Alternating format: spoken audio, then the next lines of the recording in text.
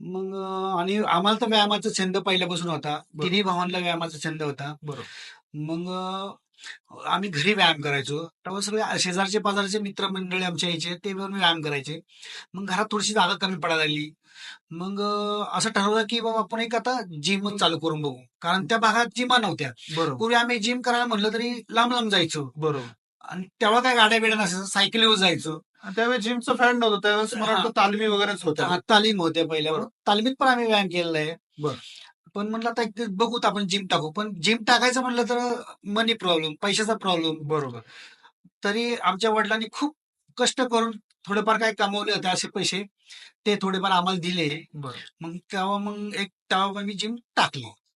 Gym करण्यापूर्वी तुम्ही काय करत होते सर? पहिलं जिम करण्यापूर्वी मी गॅरेजमध्ये काम करायचो. गॅरेजमध्ये? गॅरेजमध्ये. बरं. जवळ 10-12 वर्ष मी गॅरेजमध्ये काम केलेलं आहे. अरे बाप! स्वारगेट इथं जायचो मी कामाला. बरं. सायकलीवर जायचो, सायकलीवर यायचो. अच्छा. गॅरेज करता करता तुम्हाला गॅरेज व्यायामाची करता सुद्धा करता मग आपल्या व्यायामाचा छंद होताच. हो. मग आम्ही व्यायाम करायचो. मग थोडी कल्पना आली की आपण एक जिम टाकून बघू. बरं. कारण गॅरेजला पण काय एवढं हे नव्हतं.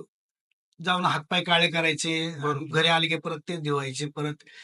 मग जिम टाकायचा प्लॅन केला. मग आमच्या तिघा भाऊ मिळून आम्ही एक जिम टाकली. जिम. तोच तुमचा व्यवसाय तोच सुरू झाला. आमचा होता. त्या तिघा भावांनी टाकल्यामुळे आम्ही जिमचं नाव आमच्या त्रिमूर्ती जिम त्रिमूर्ती. हे नाव दिलं. अच्छा, असं त्या नावाचं आहे. त्यामुळं बर बर बर. चांगली संकल्पना आहे ती.